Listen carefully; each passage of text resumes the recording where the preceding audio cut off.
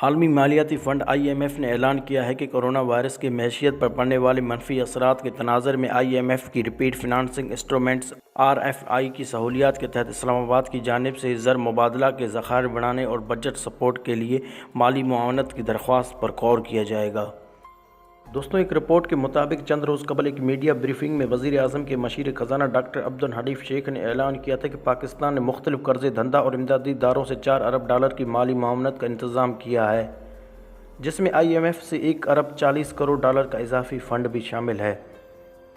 اس اعلان کے بعد IMF کے عہدیدار نے پاکستان کی جانب سے RFI کے تحت درخواست دینے کی تصدیق کی تھی تاکہ عوام اور معیشت کے لیے فوری ریلیف کو یقینی بنایا جا سکے۔ IMF کے عہدیدار نے کہا ہے کہ اس ہنگامی مالی تعاون سے حکومت کو فوری اور اضافی ادائیگیوں کے توازن کی ضرورت دور کرنے میں مدد اور پالیسیز کو سپورٹ ملے گی، جس سے ملک کے سب سے زیادہ متاثر ہونے والے شعبے مثلاً سماجی تحفظ، یوم اجرت کمانے والوں اور نظام صحت کو بآسانی فنڈ پہنچانا ممکن ہوگا۔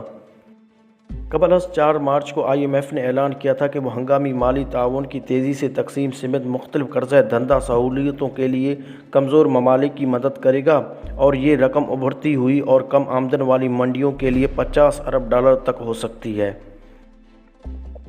IMF کی منیجنگ ڈائریکٹر نے IMF کے اسلام آباد دفتر سے میڈیا کو جاری بیان میں کہا ہے کہ ہماری ٹیم اس درخواست کے جواب میں تیزی سے کام کر رہی ہے تاکہ IMF کا انگیز یکٹو بورڈ جتنی ممکن ہو جلدی تجاویز پر غور کر سکے۔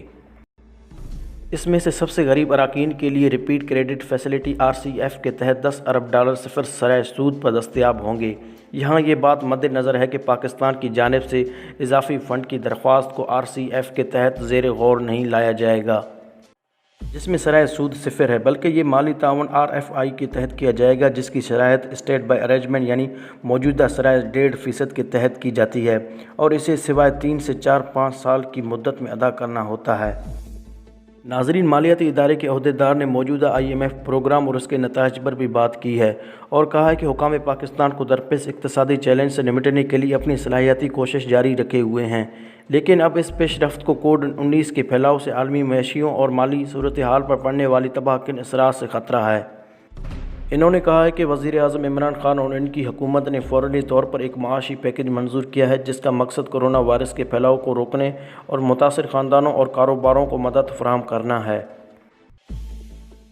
ان کا مزید کہنا تھا کہ اسی طرح اسٹیٹ بینک آف پاکستان نے بھی بروقت اقدامات کرتے ہوئے شرح سود میں کمی کی تاکہ کریڈٹ کے بہاؤ کو مدد ملے، جبکہ عارضی ریگولیٹر ریلیف اقدامات بھی کیے۔ ناظرین گرامی، اردو زمین TV کا مقصد آپ لوگوں کو دنیا کے ان تمام تر صورتحال سے باخبر کرنا ہے جن سے آپ لوگ بے خبر ہیں۔ ناظرین، آپ لوگ اس IMF کے مسئلے کے بارے میں کیا رائے رکھتے ہیں؟ کمنٹ باکس میں آپ لوگ اپنی قیمتی رائے کا اظہار کریں، کیونکہ آپ لوگوں کا رائے ہمارے لیے مشعل راہ ہے۔ ویڈیو پسند آنے کی صورت میں اس چینل کو سبسکرائب کریں، اس ویڈیو کو لائک کریں، شیئر کریں، اور کمنٹ باکس میں آپ لوگ اپنی قیمتی تجاویز سے ضرور آگاہ کیجیے گا۔ ایک اور نئے ویڈیو تک آپ کا، ہمارا، ہم سب کا خدا نگہبان۔